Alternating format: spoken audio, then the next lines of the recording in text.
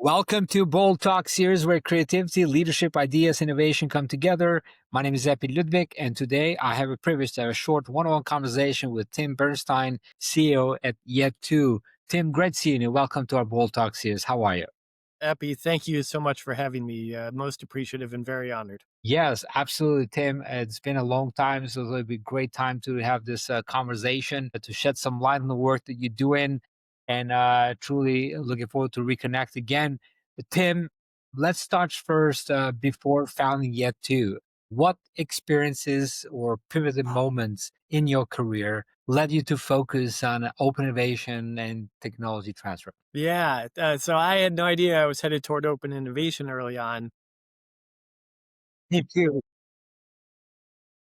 The idea of tech transfer really caught my imagination. And I think it was so I started my career in Washington, D.C., actually working on trade legislation for the U.S. Senate. And two things really hit me over the head there. One, in trying to stay completely non-political here, being in D.C., working in the trenches is a really tough way to save the world. So that was observation number one. Observation number two, there's this thing called the chasm, and how you cross the chasm from a really cool early stage idea to something that actually benefits society. And that's a problem. That's an intractable problem that's basically not been solved. And so I was like, I could spend my career going after that chasm. I love that idea. And so I headed toward tech transfer.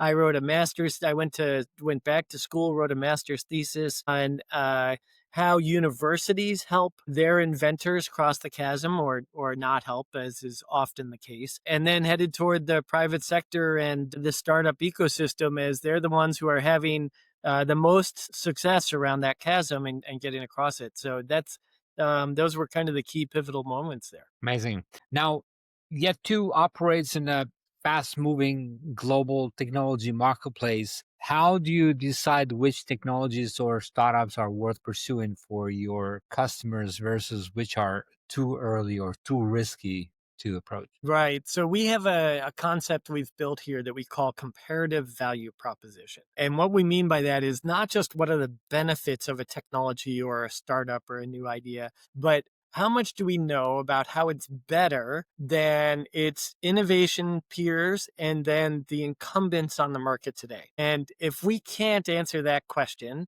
about how you're better, then we recommend against proceeding forward with it. And it doesn't matter that much how early stage or how late stage it is, because the day you come up with an idea, the first thing you should be doing is asking yourself, how am I better than what came before? And so even if it's early stage and you haven't quantified very much yet, and you might not know all of the alternatives out there still yet, for us to be interested, you need to have a good story about that comparative value. Yeah.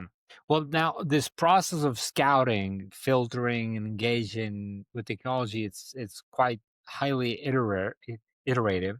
How do you balance speed and trust when dealing with confidential or sensitive innovations? Right. I'd say we train the team routinely, like weekly, on this trade off, this tension between speed and taking care, this tension between speed and risk. So it would be really, really bad for Yet2 to introduce a risk or an exposure to our clients. And we're extremely careful about protecting our clients from that risk.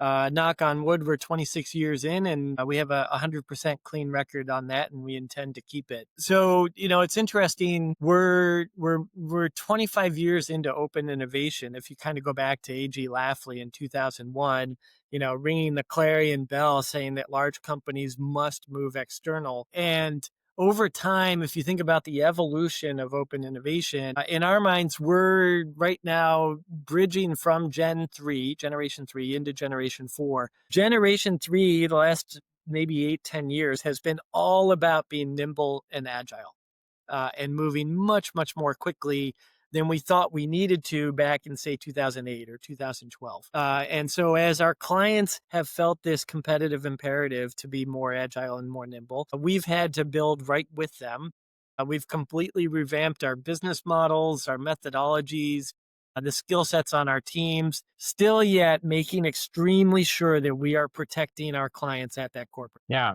And so what is this generation for? Uh-huh. So to understand Generation 4, you almost have to go back to the beginning. Generation 1 was let's go external. And it was chaos and it was mucking around. We were talking with a client in a big FMCG this morning about exactly this topic.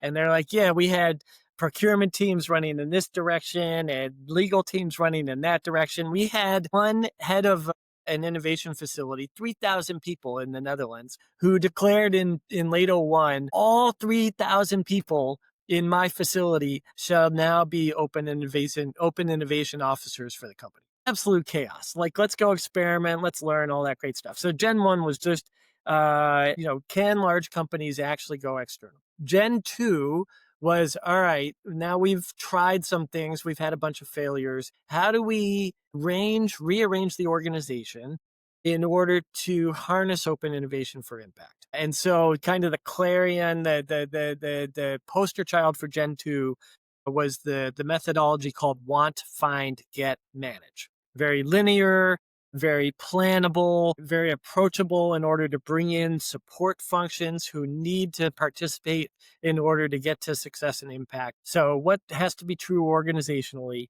to generate impact with open innovation? That was Gen 2. Gen 3, as I already mentioned, was moving to agile because 6 or 12 month, very pedantic, procedural workflows were falling way behind the imperatives of the external world and the competitive landscape. So Gen 3 was agile and nimble, and Gen 4 is the democratization of OI, whether we like it or not, and whether the heads of innovation like it or not. Every person on the, you go back to those 3,000 people at that innovation facility in the Netherlands, every one of those 3,000 people now has the tools to conduct open innovation on their desktop. And it's basically free, right? ChatGPT, Perplexity, pick your flavor, Claude, whatever it is. So whether we like it or not, we are democratizing open innovation now. And it's imperative, we believe it's imperative on the large companies, on those heads of innovation, to arm their teams to be able to protect the corporation at the corporate boundary. So that's It's Gen imperative, 4. it's imperative, you're saying. Imperative, because those people are going out and they're putting the corporation at risk and exposure every single time they click on a link out of one of those, say, Claude Perplexity results. So So that's if you don't arm and train them, what are the potential failure points? What are the exposures? What are the minefields out there? If you don't arm all 3,000 people with that knowledge, then they won't know when they're about to step on a minefield. yeah. So my question now is like, how do you counsel your customers to take bold action without, thinking they're like either risking too high or overextending themselves? So we think it's a totally solvable problem to Uh-huh. arm the 3,000 people to protect the corporation well. Totally solvable problem. We've done it with two of our clients now. How do you do that in a practical, affordable way, where affordable is both, dollar budget, and then also that the resource time required to ramp 3,000 people could be intimidating. We've solved for that problem. So if we've solved for how to ramp everybody's ability to protect the corporate at the boundary, then some of your competitors have solved this problem already, and they now have 3,000 people out there looking to harness and capitalize on the raw capability of the AI tools, and they're starting to execute against that. So if you thought the speed of competition had increased a bunch in the last 10 years, you can see another step change increase in pace coming. And if you don't harness the external, there's no way that your internal R&D teams are going to continue to be able to drive the amount of success they have the last century or two going forward. There's no way they're going to be able to do that based solely on internal capability. So Interesting.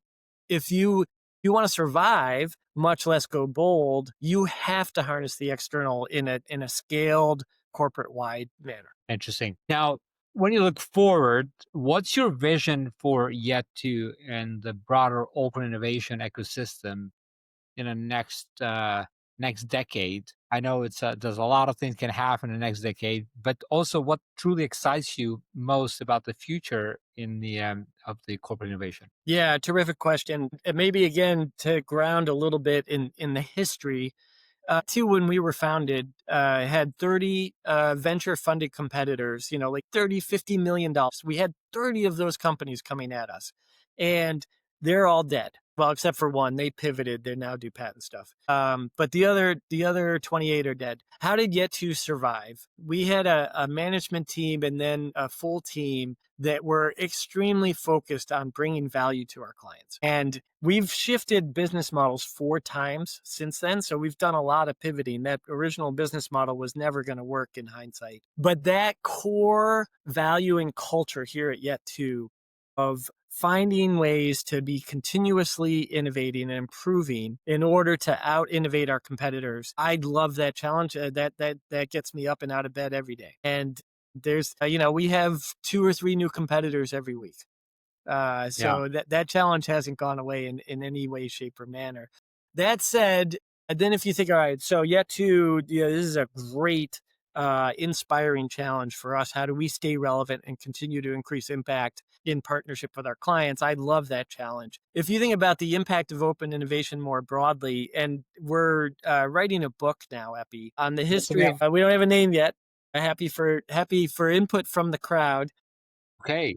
But it's going to be about the history of open innovation, this journey we've all been on, and where we're headed next, and the imperatives for the corporates in a hyper competitive AI enabled world going forward. So we've been out interviewing a bunch of clients and a bunch of open innovation luminaries as part of putting together the content for this book. And the sense you get across all of these really wise people who've been at this for 25 years, we have just scratched the surface of the capabilities, the potential of open innovation. If you look at what R&D teams are actually at, the product development innovation teams, what they're actually doing, even still yet today, it's maybe 5% of the potential capabilities of externally driven joint collaborative innovation. And so I think the big challenge for me, for Yet2, for our industry overall, how do we become that much more relevant? How do we start to scale now that we've figured out how to be relevant, how to be agile, how to be democratized, how to drive impact? How do we scale that now across the R&D product development function? I think that's a great challenge for the next 10 years. It kind of reminds me of this open innovation. It's kind of this deep ocean, like you said, 5%. It's the same thing. 5%. It's only been discovered and explored. The other 95% is still unexplored. I truly believe that the human ingenuity, it's a huge. There's a huge potential. Today we have all the tools necessary to make that happen. The leadership is changing. They're changing guards out there. So I think there's a huge opportunity ahead of us.